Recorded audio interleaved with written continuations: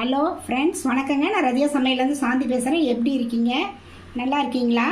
இன்றைக்கி நான் வந்து கொத்துக்கறி டேஸ்ட்டில் நான் வாழைப்பூ பொரியல் தான் சேர்ப்பறேன். கொத்துக்கறி டேஸ்ட்டில் நான் எப்படி செய்கிறேன்னு உங்களுக்கு செஞ்சு காமிக்கிறேன். ஃபஸ்ட் டைம் வீடியோ பார்க்குறவங்களா இருந்தால் சப்ஸ்கிரைப் பண்ணிங்க. பக்கத்தில் இருக்க பெல் பட்டனை கிளிக் பண்ணி நான் போடுற வீடியோலாம் உங்களுக்கு உடனுக்குடன் வந்து சேரும்.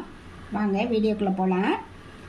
நான் வந்து ஒரு வாழைப்பூ வந்து நல்லா இது மாதிரி பொடுசாக கட் பண்ணி மோர் உப்பில் போட்டு வச்சுருக்கேங்க. அப்போ தான் கருக்காமல் இருக்கும். ஒரு அரை மணி நேரம் ஊறிட்டு இருக்குது. இதை நம்ம வந்து அலாசிக்கலாம். வடிச்சிட்டு நல்லா தண்ணியில் அலாசிக்கலாம். நம்ம நல்லா வாஷ் பண்ணி வச்சுட்டேங்க. ஒரு வடிச்சட்டியில் வந்து எண்ணெய் ஊற்றிருக்கேன். எண்ணெய் காயிட்டோம்.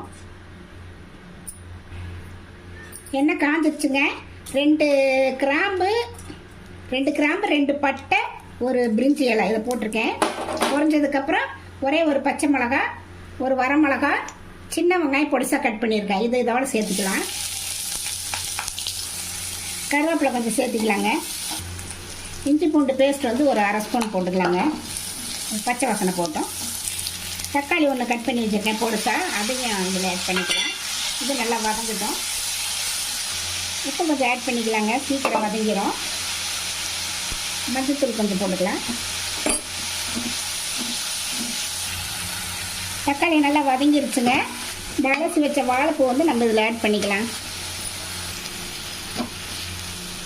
இது கூட